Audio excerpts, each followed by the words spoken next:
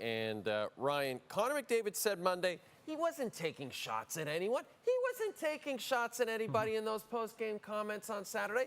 You were in that scrum, Ryan Rishaug. You were there after that loss to Tampa. First of all, when you heard him say that, what was your initial reaction? Well, I think, Jay, everything that he said about Jon Cooper and the Tampa Bay Lightning, I mean, I think a lot of people around the hockey world feel that way. So I think for him to be complimentary the way he was, I don't think it's out of place in terms of generally how these people in this team are thought of. One comment just shook the entire NHL, and now fans think there's a hidden message behind it. Connor McDavid praised another team in a way nobody expected, and suddenly everything turned into chaos. Was this just respect or something much deeper? McDavid's words. That's a tough one for me to comment. I think I did see it, and to be honest, I didn't take it the way I think other people took it. I think everything that comes out of Connor's mouth, is dissected because of what a phenomenal player he is, what he means to this league. And so I think people can take things different ways. But I'll tell you that I know, I've been able to coach him a couple times, and he has nothing but, I talk to him all the time about how they play, and he's got rave reviews of everything that goes on there and how they go. And so I think anytime, and it happens to all of us, if there's any ounce of maybe frustration or something set in, when you're in front of a microphone, as much as Connor McDavid's in front of a microphone, that's the stuff gets picked apart. But I tell you this, he loves Edmonton, he loves playing there.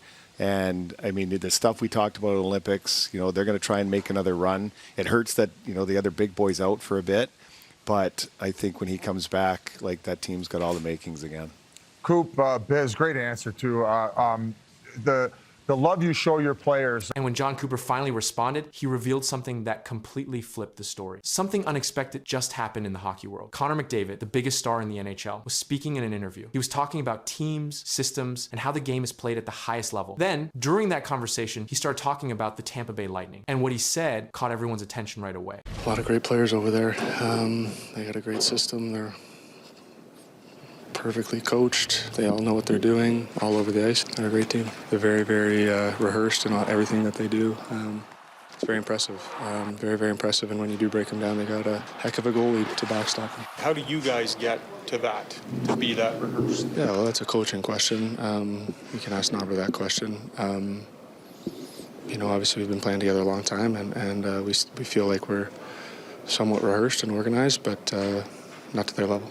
He said Tampa has a lot of great players and a great system. He even said they are perfectly coached and that they all know what they're doing all over the ice. That alone is big praise, but he didn't stop there. He called them very, very rehearsed and said everything they do is very impressive. And then he added something even more important. Even when you manage to break their system, they still have a strong goalie behind them. That means they are solid in every part of the game. But here's the moment that really changed everything. McDavid admitted that his own team feels organized, but not to their level. That one line made fans stop and think. Because now, it didn't sound like just praise. It started to sound like a comparison. And because this is Connor McDavid, people took it seriously. Very quickly, the reaction started building. Fans began asking questions. Was he just being honest? Or was he quietly pointing out a problem in Edmonton? Some people believed this was just respect from a smart player who studies the game deeply. Others thought this was frustration coming out in a simple answer. And just like that, a normal interview turned into a huge NHL discussion. Social media exploded. Fans argued back and forth. Analysts started breaking down every word. The media looked at the timing too. The Oilers are dealing with pressure. There are injuries. And expectations are always high when you have a player like McDavid. So everything he says feels bigger than it really is. But there's something very important to understand here. McDavid respects great systems. He has played against Tampa Bay many times. He knows how hard they are to beat. So his words came from real experience, not emotion. Still, because of who he is, people didn't just hear his words. They tried to find a deeper meaning inside them. And that is where the story really took off. As the debate kept growing, everyone waited for one response. Jon Cooper, the head coach of the Tampa Bay Lightning. People expected him to react strongly, maybe even add more fuel to the fire. But instead, he did the complete opposite. He stayed calm. When Cooper was asked about McDavid's comments, he said it was a tough one to talk about. Then he made something very clear. He did not take McDavid's words the way everyone everyone else did. That one moment changed everything. While fans and media were turning this into drama, Cooper saw it as something normal. He explained that when you are Connor McDavid, everything you say gets dissected. Every word is analyzed because of how important he is to the league. Then, Cooper shared something very important. He said he has coached McDavid before and has talked with him many times. And in those talks, McDavid always had rave reviews about how Tampa Bay plays. So this was not new. This was not a hidden message. This was just respect. Cooper also explained something deeper about situations like this. He said when players speak often in front of microphones, even a small moment, maybe even a little frustration, can get picked apart and turned into something bigger than it really is. And that is exactly what happened here. Then he addressed the biggest concern directly. He said clearly that McDavid loves Edmonton. He loves playing there. He even talked about how the team is still trying to make another strong run, even with injuries affecting key players right now. That statement stopped many rumors right away, because now the story changed. This was no longer about frustration. This was no longer about hidden messages. It became clear that this was simply one great player respecting another great system, and one great coach reminding everyone to stay calm. So in the end, a simple comment turned into a huge story. Fans searched for deeper meaning. Media pushed the discussion further, but Jon Cooper brought everything back to reality. There was no attack, no drama, no secret message, just respect. But this moment also shows something important about the NHL. When Connor McDavid speaks, the entire hockey world listens, and sometimes they listen a little too much. Back with Marty Biron. A huge win for the Habs Saturday night, including a hat trick from Cole Caulfield. He's now up to 43 goals, only 2 back of Nate MacKinnon for the league lead. Caulfield 6 goals in his last 5 games. MacKinnon 1 goal over his last 5. Marty, what are the chances Caulfield wins the Rocket this year?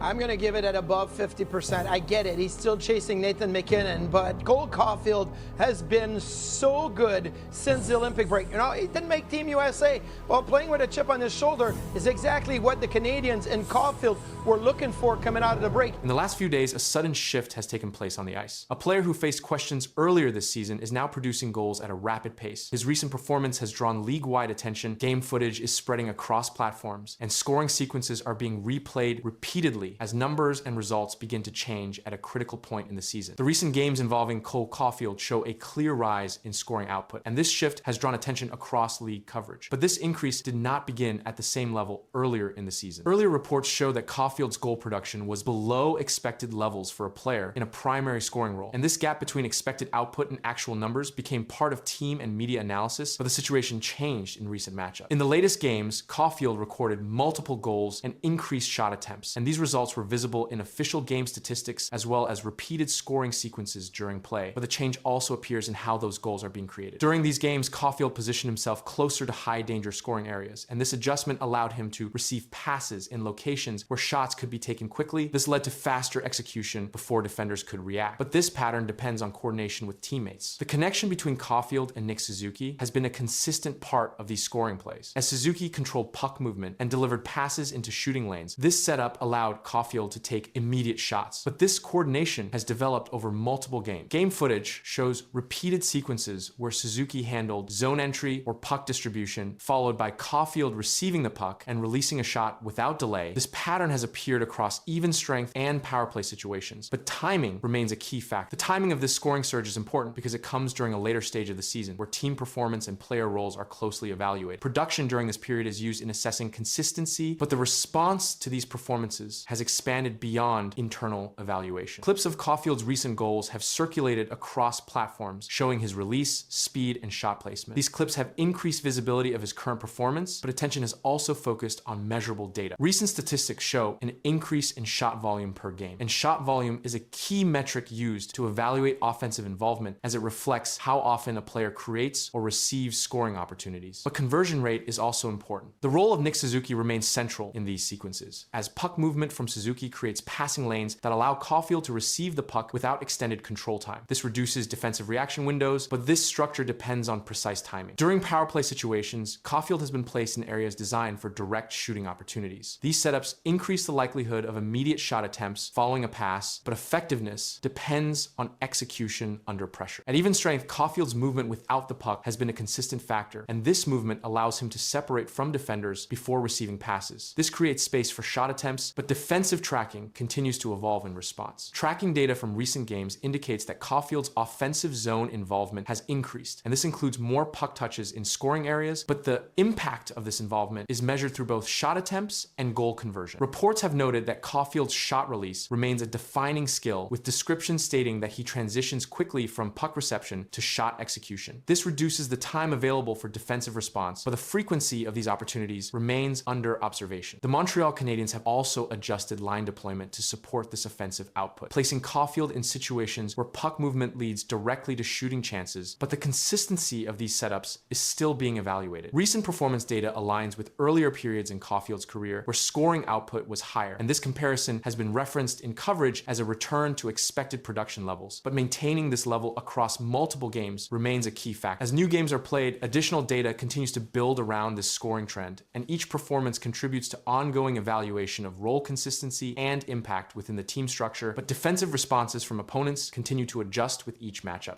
Ottawa Senators fans think they know what the Leafs lack the most on the ice as they were chanting, "You need Marner, you need Marner," on the weekend. The question is, what do you think the Leafs actually need the most? A right winger for Austin Matthews, a right shot puck-moving D-man, or a power play QB, or perhaps a second-line center? There's a lot of options there, Cheryl. They need a right winger for Austin Matthews. Ottawa fans know exactly what the Leafs need. Look, Matthews went from 69 goals to would have been over 40 last year if it had stayed healthy for all 82 games, and now to 27 goals this year. They need somebody to set him up.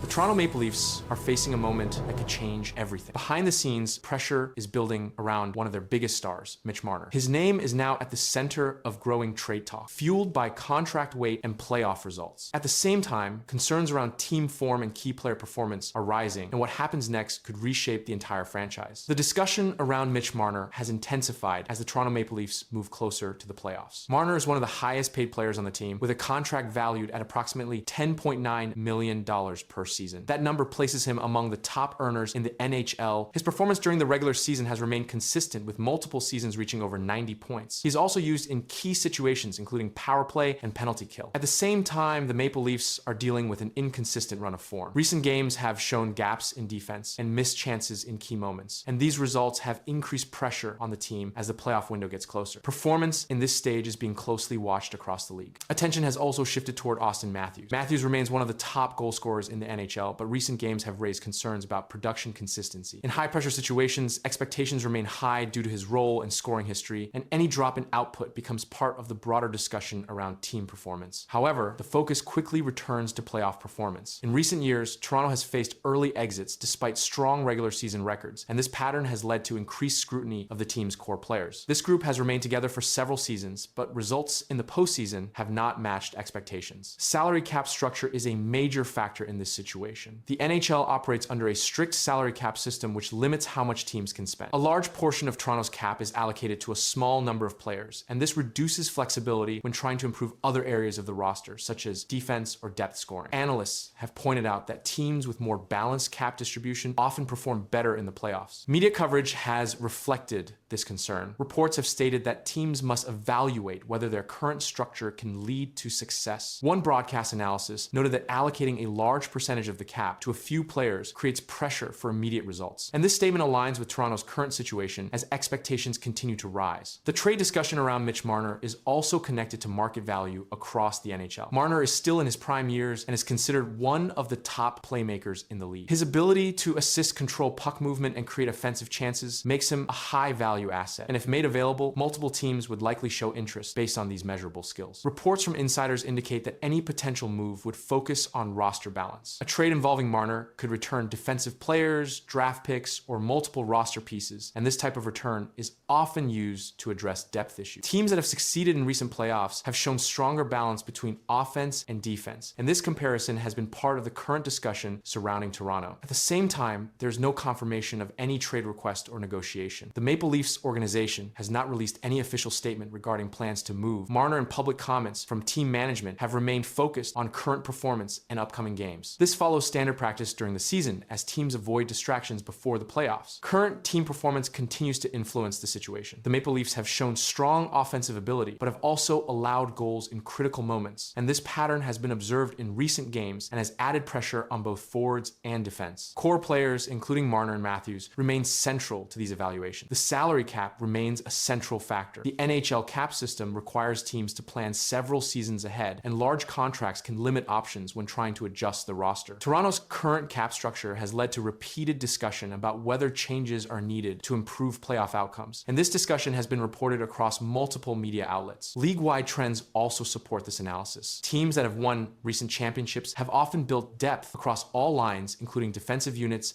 and secondary scoring. Toronto's structure, which focuses heavily on top players, has been compared to those teams, and these comparisons continue to shape the narrative around potential roster changes. An insider report stated that major decisions are usually made after full season evaluations, and this means that any significant move involving Marner would likely occur in the offseason rather than during the playoff push. For now, the situation remains under observation, with attention focused on performance cap structure and long-term planning. What's your sense of Austin and how he's handling this? He's been fine. Obviously, he's not happy about things and losing teammates too in the situation that we're in.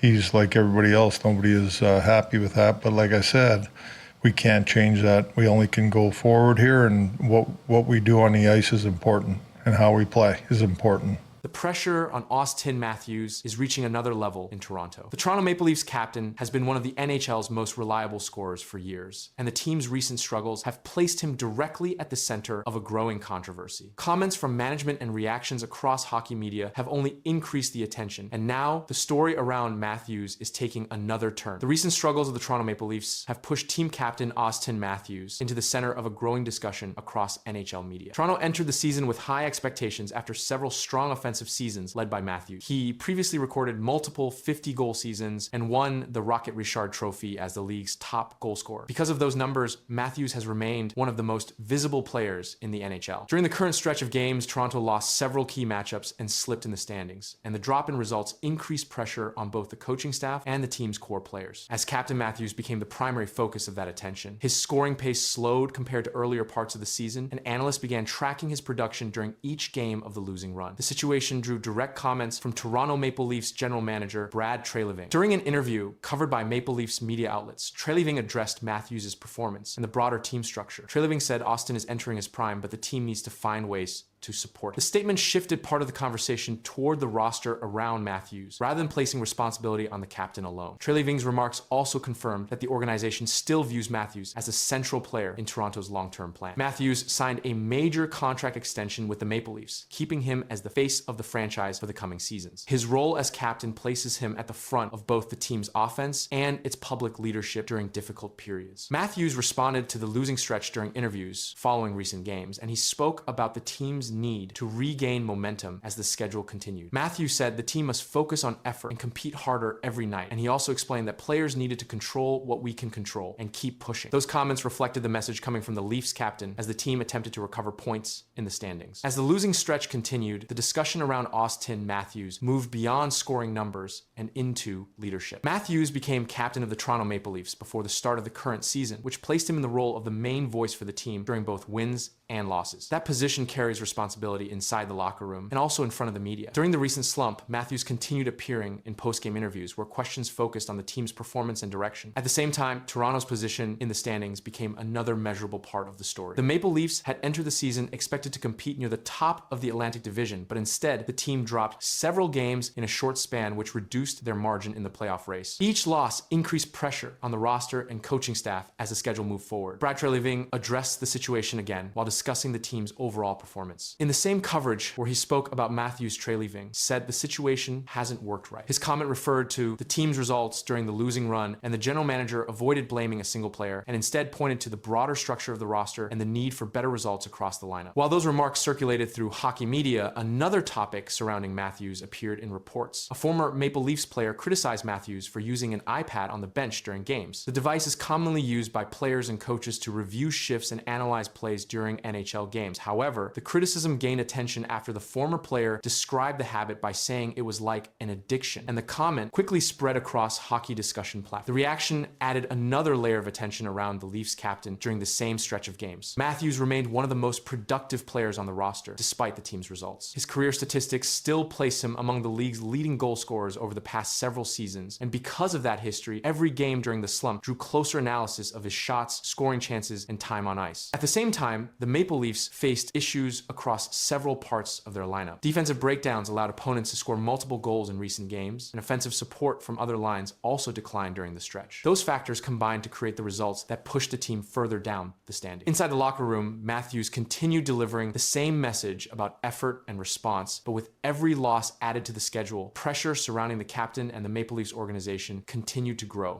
Why do you believe Craig is still the right coach for this team? Well, like everything else, Luke, we all take responsibility for it, and I think Craig's a terrific coach. It hasn't worked, right? So when it doesn't work, we all share a blame, and we all share responsibility in it, right? So it starts with myself, it's the coaches, it's the players. Pressure is exploding around the Toronto Maple Leafs, and the team is suddenly under intense attention across the National Hockey League. A difficult losing streak pushed the organization into the spotlight, and criticism began spreading quickly across hockey media. Then, the general manager stepped forward and said something that surprised many reporters. Brad Treliving spoke openly about the struggles, the coach, and who should carry the blame. What he revealed about Craig Berube changed the conversation inside Toronto. Listen, I'll answer all the questions and take responsibility for our season. I don't look at today's the autopsy day. We've got 19 games to go. But I think there's a whole host of reasons. I'll take responsibility. You know, we met earlier in the year through about the 20 game mark where we got off to a slow start. And